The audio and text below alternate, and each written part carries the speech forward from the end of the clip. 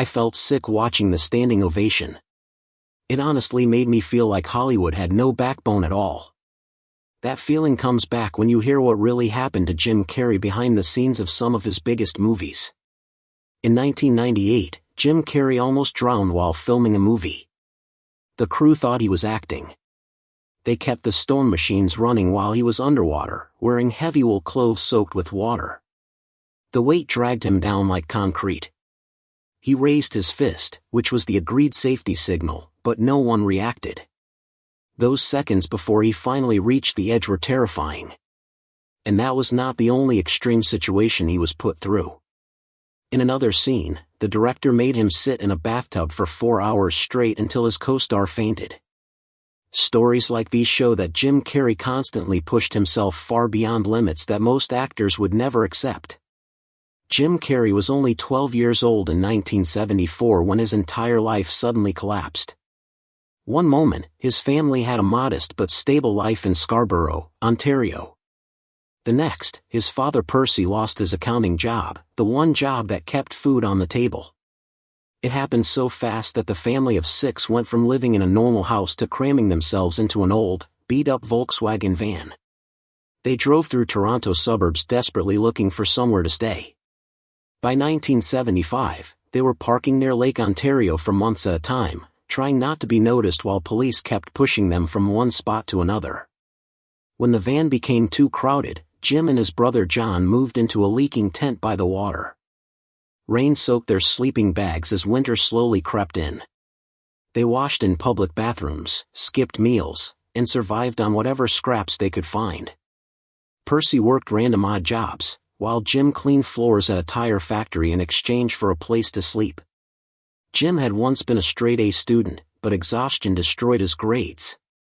The kid who used to excel in school started failing his classes. Years later, Jim said the weight of poverty felt so heavy that it almost broke something inside him, and comedy became the only thing that kept him from completely falling apart. School never really recovered after that. Percy lost his job the same week as Jim's 12th birthday, January 17th. Within months, the family was evicted. Jim tried to balance Aldershot High School with working night shifts. By the time he was 16, the pressure crushed his education completely. He worked 72-hour weeks, cleaning a factory from 6 in the evening until 2 in the morning. After that, he would hitchhike nearly 50 kilometers just to make it back to school, barely awake. By spring, his English and math grades were failing, and teachers barely recognized the quiet, exhausted kid slumped in his chair. On his 16th birthday, January 17, 1978, Jim dropped out of school. He earned $3.75 an hour and handed most of it to his family because someone had to. He sent home whatever he could, sometimes just $20 or $40 at a time. The stress wore him down so badly that he lost 25 pounds. Once, he snapped so hard in class that he threw a desk at a bully. That anger stayed with him and turned into fuel. In 1979, Jim walked into comedy clubs in Toronto like someone with nothing left to lose. But long before his life fell apart, there were signs of who he wanted to become. When he was just 10 years old, he sat at a school desk and hand-wrote a 50-page joke book filled with cartoons, riddles, and silly ideas. He sold copies to classmates for 25 cents and earned lunch money from laughter. A teacher praised his work during a school assembly, and the room cheered. Later, bullies ripped pages out of the book and laughed at him. Still, he did not stop. At 12, he entered talent shows and impersonated Elvis Presley on a school stage, swiveling his hips and sneering through Hound Dog while 400 students watched. He won first place and $5. He also did impressions of his mother Kathleen during her darkest moments, using humor to lift the heavy mood at home. For brief moments, people clapped. Then the job loss happened, and the stage disappeared. When he was only 10, Jim even mailed his joke book to the Carol Burnett Show, begging for a chance to be hired. He was chasing a dream before life even gave him time to grow into it. At home, things grew darker. Percy struggled deeply with depression and tried to end his life more than once. In the summer of 1976, he he walked into traffic on Highway 401, and Jim pulled him back to safety while cars sped past. In October 1977, Percy swallowed 40 Valium pills. Jim found him at 4 in the morning after finishing a factory shift, foam at his mouth, sirens approaching. Percy survived, but the damage never fully healed. Jim was only 14 and already acting like the adult in the house while his mother drifted in and out of painkiller fog. In 1978, Percy tried again near Eglinton Avenue, and police pulled him back. Jim learned early that adults could break too. He built a mask to keep everything together. By the 1980s, he admitted the fear never left him, and his wild, smiling comedy became a shield against everything he could not control.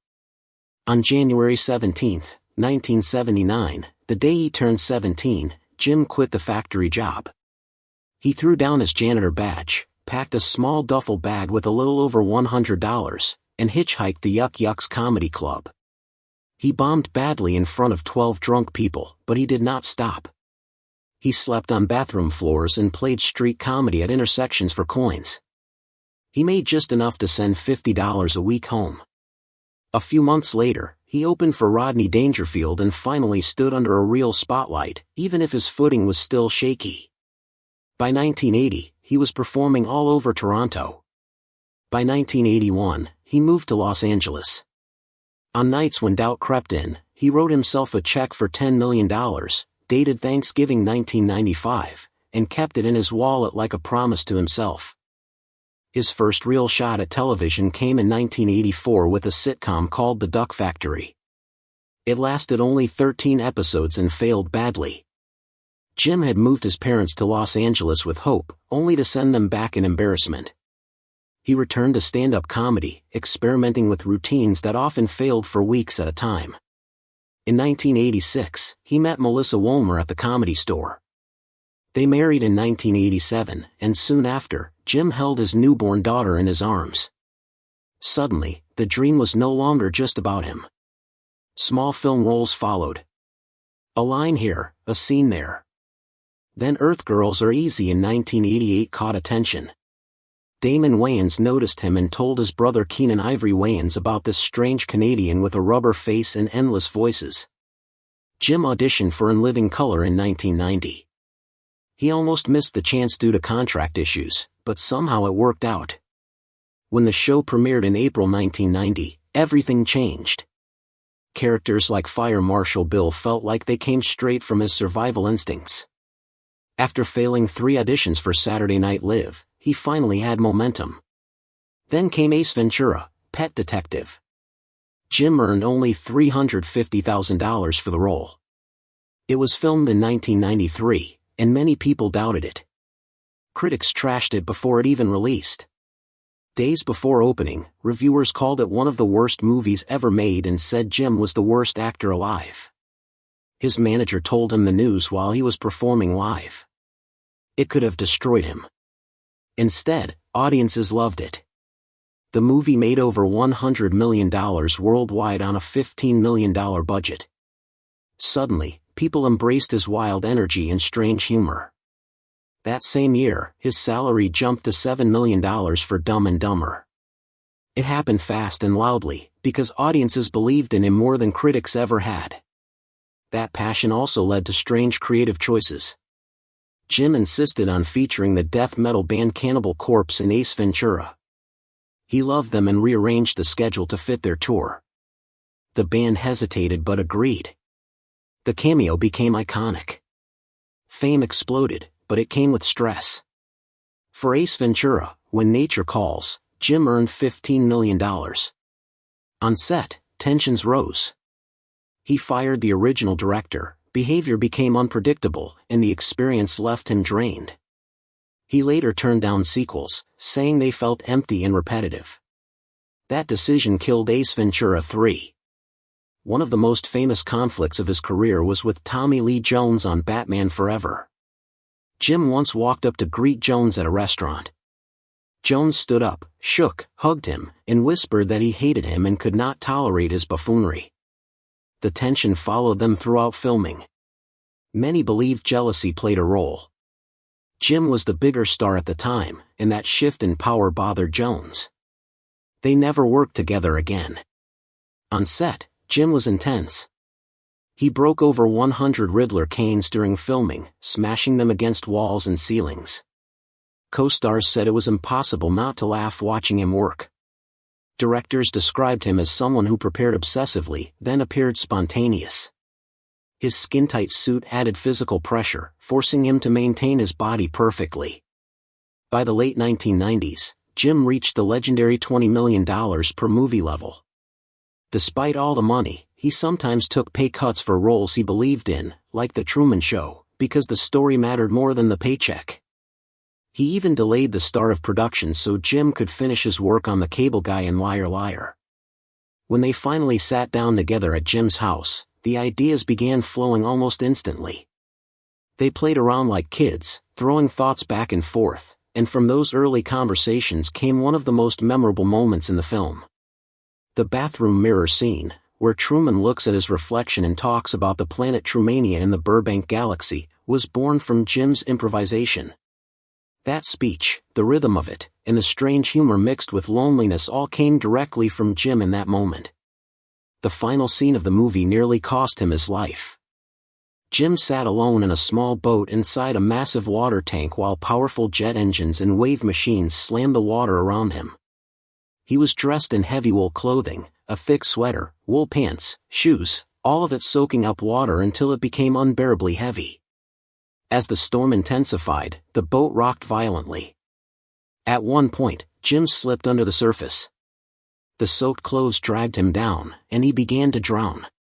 He raised his clenched fist, the agreed signal that meant real danger. But the crew believed he was still acting.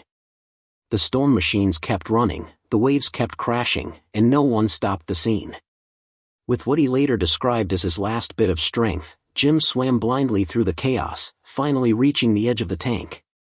He pulled himself up, gasping for air, while the artificial storm continued for almost another full minute. What audiences later praised as a painfully realistic scene looked that way because it almost ended in tragedy. If The Truman Show proved Jim's dramatic depth, Man on the Moon showed just how far he was willing to push himself mentally. He did not simply play Andy Kaufman. He decided to erase himself completely and become Andy. Throughout the entire production, he refused to answer to the name Jim.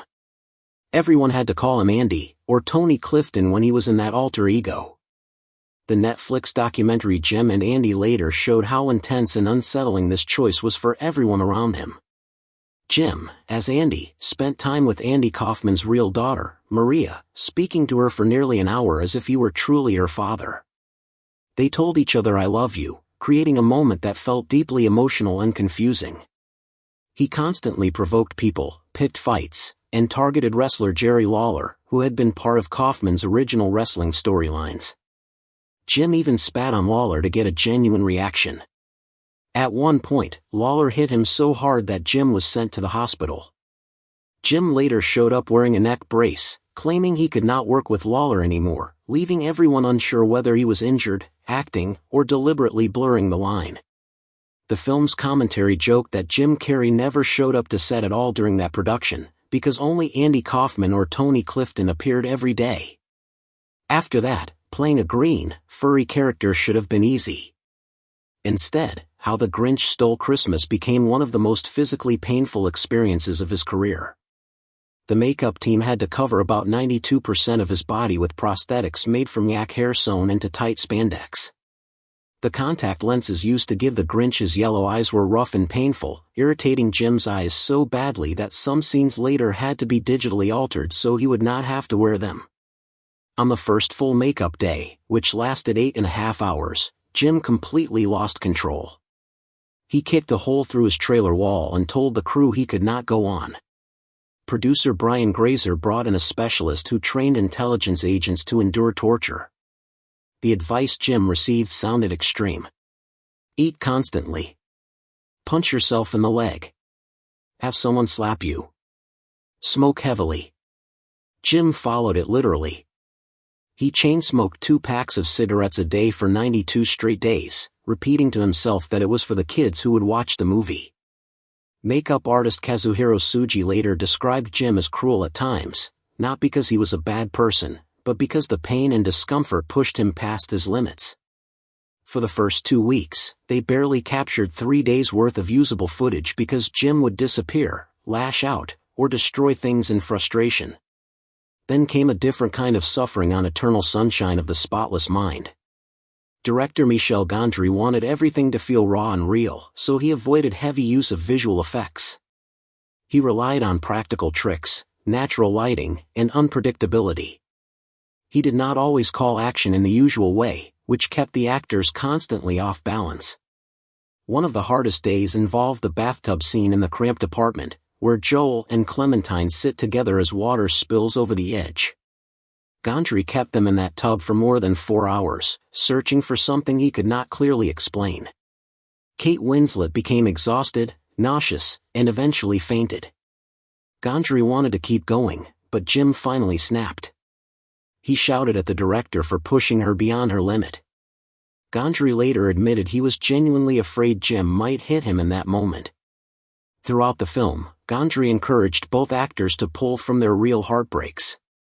They recorded long rehearsal conversations about past relationships and emotional wounds, and many of those raw lines made it into the final script. There were quieter pains during that shoot as well. Gondry cast Ellen Pompeo as Joel's ex-girlfriend because she resembled Jim's real-life former fiancée, Renee Zellweger. Jim and Renee had broken up shortly before filming began. Seeing that resemblance on set reopened emotional wounds.